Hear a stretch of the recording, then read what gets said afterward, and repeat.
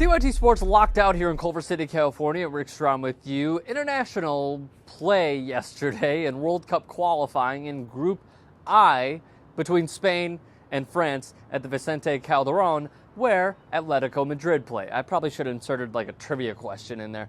But anyways, continuing on with this story. This is going well so far. Spain are seeking their 25th consecutive win. Meanwhile, for France, under new manager Didier Deschamps, they are seeking to disrupt that run. They have 24 straight, seeking their 25th.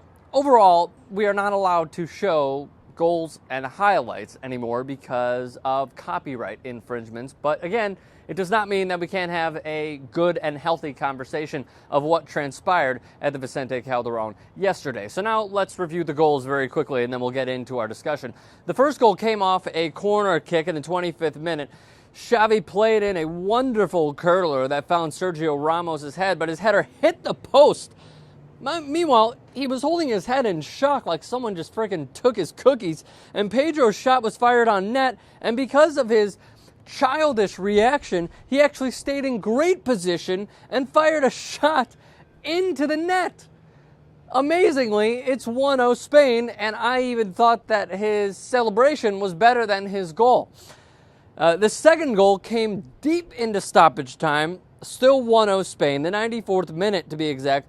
Francisco Juanfran, a second-half substitute, had a horribly timed giveaway. Sissokho led the break, fed a ball to Ribery down the left flank, fired a quick cross to the Arsenal man Olivier Giroud, and his header went past Iker Casillas. Incredible here from France. 1-1 would be the final. Again, the 94th minute, Ribery, the assist to Giroud. The Gunner striker secures the draw in Spain. It should be noted, however, that in the 43rd minute, Spain could have gone up 2-0 as Pedro drew a penalty. Cesc Fabregas took the penalty, and Hugo Lloris, who was sensational in this game, and I certainly think that he is deserving of man of the match in this game, saved that penalty. So that changed the tide completely in this match. So now, as we usually do, a few nuggets and tidbits, and we'll get into our discussion. Firstly, for Spain, this loss means the run of 24 consecutive wins ends. A remarkable run that went back all the way to 2007. Group I, meanwhile, Spain are now tied with France at 7 points apiece. The rematch will be in Paris in March. So now a few questions for you guys as we open up the discussion in the comments section below. I'm providing you with content, guys. Firstly, should Cesc Fabregas be pulled from taking penalties? Who would you like to see take the penalties? That's one argument that is being made in some Spanish newspapers, aside from them calling this an epic collapse, which many can argue, yeah, it was kind of a collapse. It would be more of a collapse if they lost. They drew. Both teams received the points. My second point, Xabi Alonso was not in a lineup. Sergio Busquets did not have a good game at all.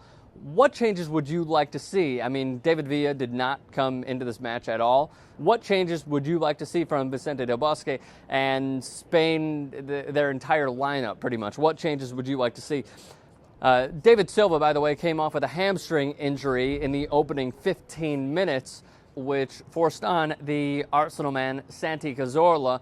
So it appears that he will be out for roughly 2 to 3 weeks with a hamstring injury. Lastly, did anyone feel like, and I'm not trying to take anything away from France, I thought that they rallied late, obviously, and their second half play was tremendous as Spain decided to pull back a little bit and take their foot off the gas. But overall, did anyone see that Franck Ribery's confidence mainly was probably at maybe a 5 and went up to about a 9 when Juanfran came on? I mean, at least for me personally, it seemed like Ribery had a ton more confidence in this match, and obviously led France on the break in the 94th and had an assist on Giroud's goal. So I want to hear all of your thoughts on all of this. You can tweet those at me, at Rick Strom. I want to hear all of your thoughts in the comments section below. Try to keep it clean on there, and also please do us a favor, guys. Support what we're doing here. It would mean so much to us. Subscribe to TYT Sports.